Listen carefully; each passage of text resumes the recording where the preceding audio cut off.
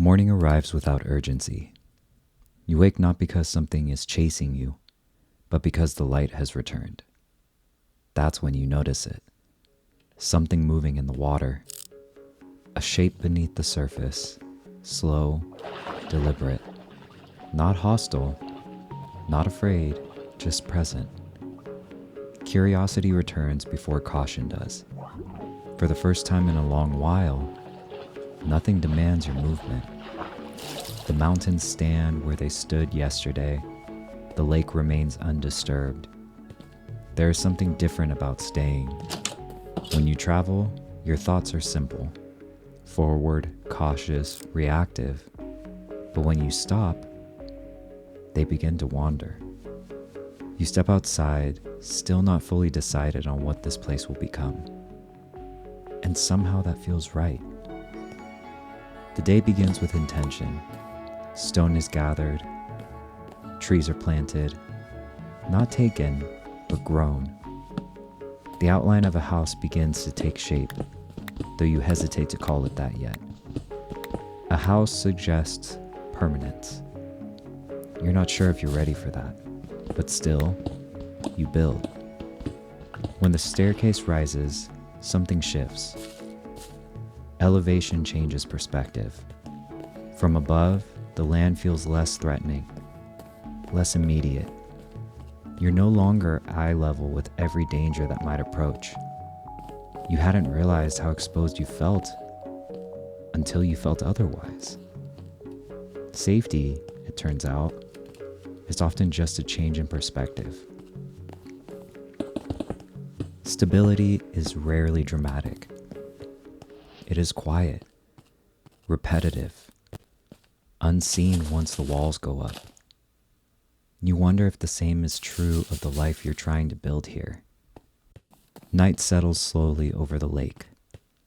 The house remains unfinished, its outline visible in silhouette against the darkening sky.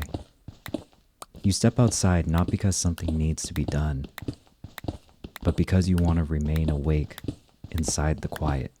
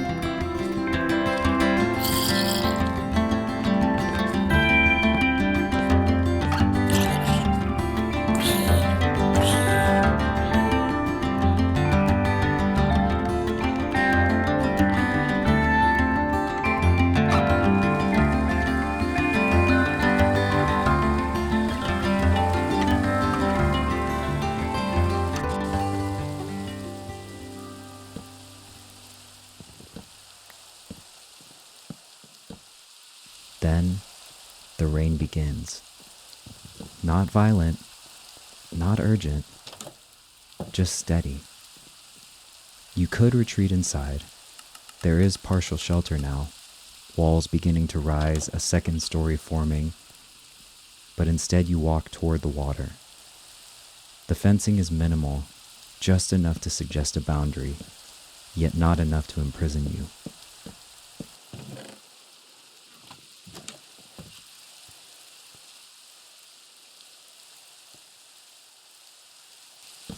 You cast the line.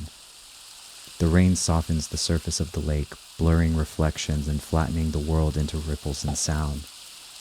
For the first time in days, darkness does not feel like something to defend against.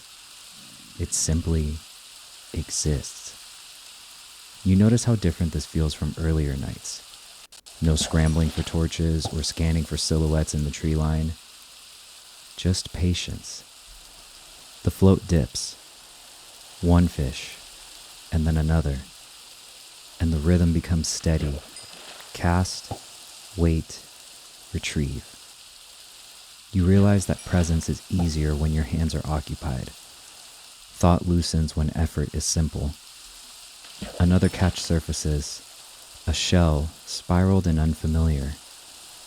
You turn it over in your hand, remembering the shape you saw moving beneath the water at sunrise. Nautilus. The name settles in your mind as naturally as the rain settles into the lake. You look out across the water again. Somewhere beneath the surface, it moves still, not waiting for you, nor avoiding you, just living as you are. You cast the line once more, aware now that you are not fishing for survival tonight. You are not gathering because you must. You are gathering because you are here.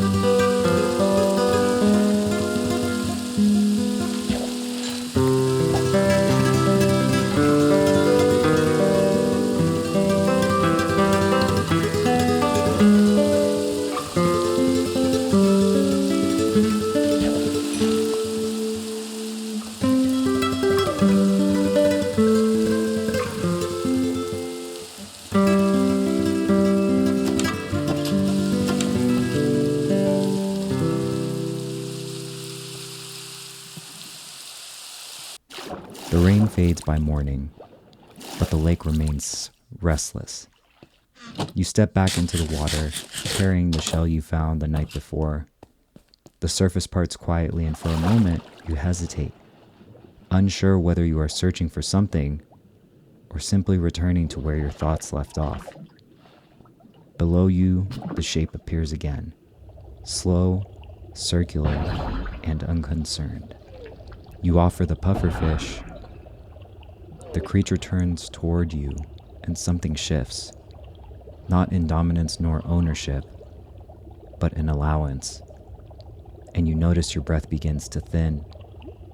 Instinct urges you upward, but instead you reach forward and climb onto the spiral shell, and the water changes.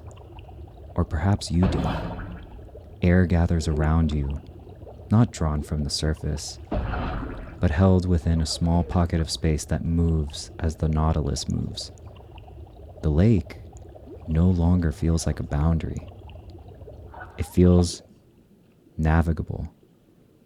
You do not command it. You simply move together. Across the lake, beneath the surface, along the quiet slopes where light filters down in fractured beams, the mountains appear differently from below. Not towering, but reflected. You realize that depth does not always mean danger. Sometimes it means perspective. The Nautilus carries you to the opposite shore, where forest rises in deep green layers against the mountainside. You dismount without lingering. There is no tether. There is no promise. Just the understanding that for a time, you were permitted to see what was beneath.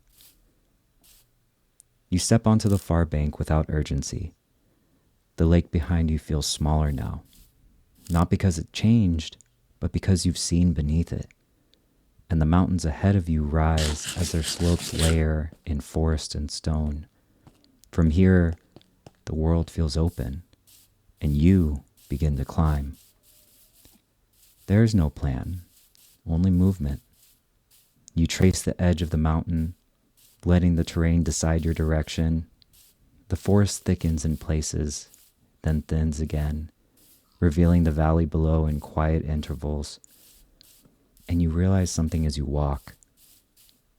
Perspective makes the surface feel stable. From above, everything appears contained. Forests, rivers, even villages reduced to patterns. You wonder if that sense of safety is real or simply distance.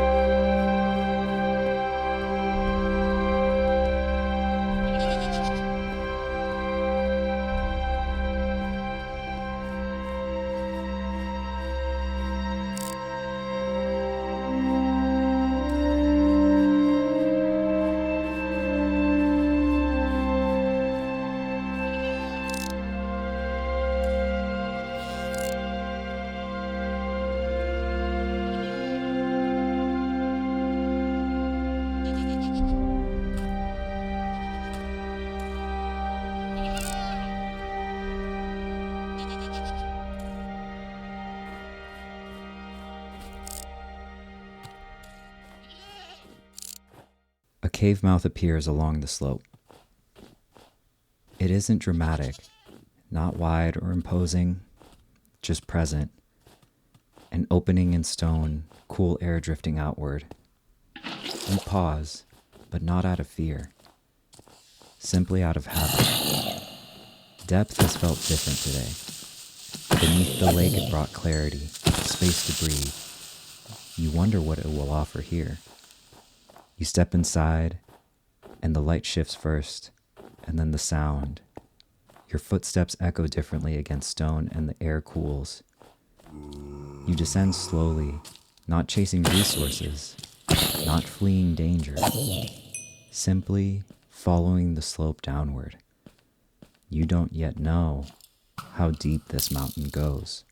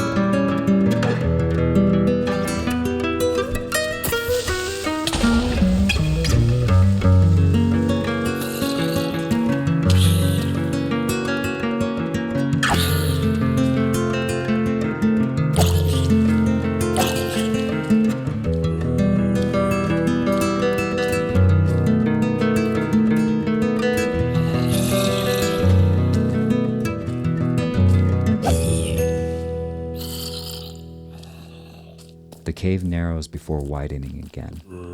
Stone gives way to something softer beneath the roots. The air grows heavier, almost thicker. You descend without urgency until the light begins to change. It's not brighter, it's almost aware. Blue veins pulse faintly through the walls and floor, as though the mountain carries a rhythm beneath its surface. The glow does not warm you, nor does it threaten you. It simply exists, independent of your arrival. You slow down.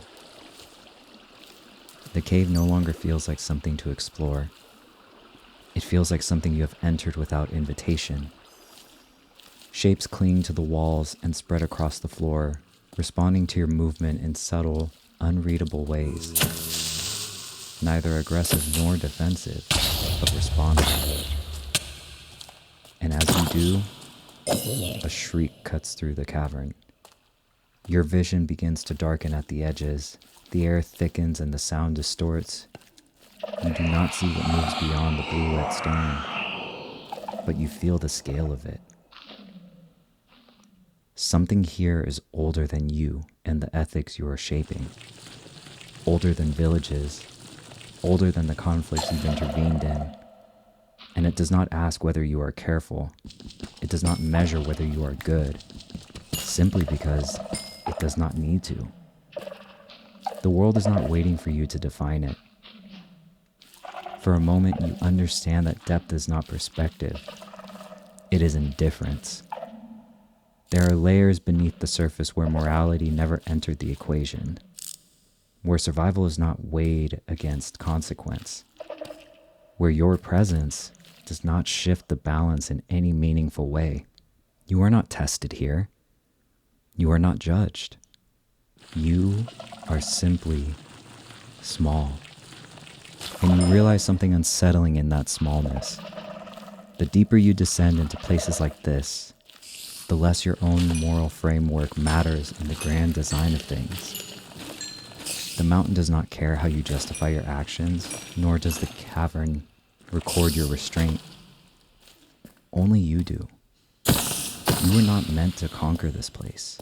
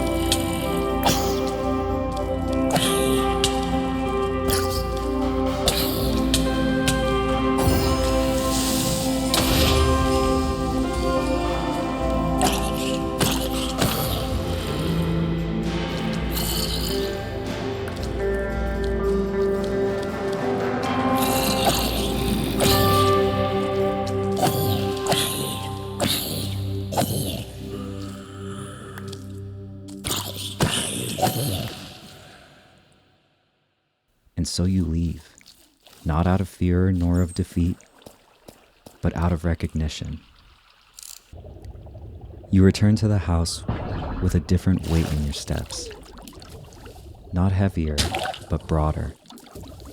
The structure stands as you left it, incomplete, but patient. The valley stretches outward, unchanged by what you witnessed beneath it. For a moment, you consider how easily the surface hides what lies below.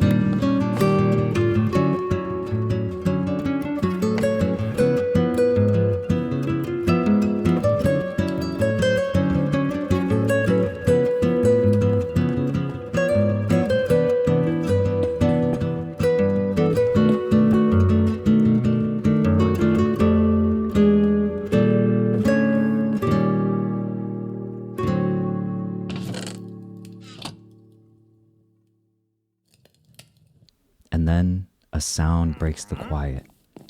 Soft footsteps, the shuffle of hooves.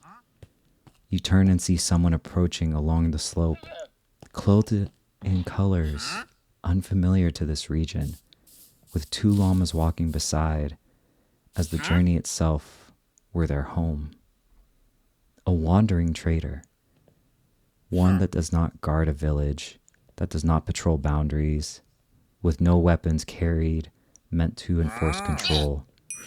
Instead, the trader carries things gathered from elsewhere: sand, buckets, emeralds, materials that do not belong to this area nor to the mountain. You realize something quietly comforting. You are not the only one who moves throughout this world without claiming it. This wandering trader chose a different path. Not a protector, nor a conqueror, not even a settler. A messenger. Exchange instead of expansion. You approach not with caution, but with curiosity. They offer sand, something absent here. And in return, you provide the iron buckets, tools shaped from this land, an exchange of both usefulness and of perspective. As the villager moves on, the llamas trailing behind, you stand for a moment and consider how many paths exist in a world this large. Not every life must root itself into the soil. Some are meant to pass through. You return to the house and begin shaping the sand into glass. The furnace glows softly as the grains transform, opaque, becoming transparent. And when you place the panes into the upper walls, something subtle shifts. You can see clearly now. The mountains, the forest, the lake. After witnessing depth, the indifference beneath the surface, you do not build thicker walls, nor do you fortify the windows. You make them see-through and clear. The house does not close you off from the world. It helps you frame it. You step back and look through the glass, aware now of how much lies beyond your sight, how much you have yet to explore, and how much you, quite frankly, may never understand. The world is vast, not because it invites conquest, but because it exists independent of you. And in that vastness, you find relief. You do not need to define it. You only need to decide how you will move within it. The upstairs stands complete now, not grand or dominating, simply present where you remain. As the light begins to soften outside the windows, the valley feels close, not because it has changed, but because you can see it clearly. The mountains remain distant, the forest remains layered and deep, and the lake reflects the sky without asking anything of you. You think of the depths beneath the mountain, of the trader passing through, of the space between movement and stillness. There is more beneath this world than you can measure, and more within it than you can define. You will not understand all of it, nor will you shape all of it. And maybe that's the point. The world is not waiting for you to give it meaning. You only decide how you stand within it. The house is unfinished, the mountain unconquered, the depths unexplored, but you can see more clearly now. And whatever comes next, no one else will decide it for you.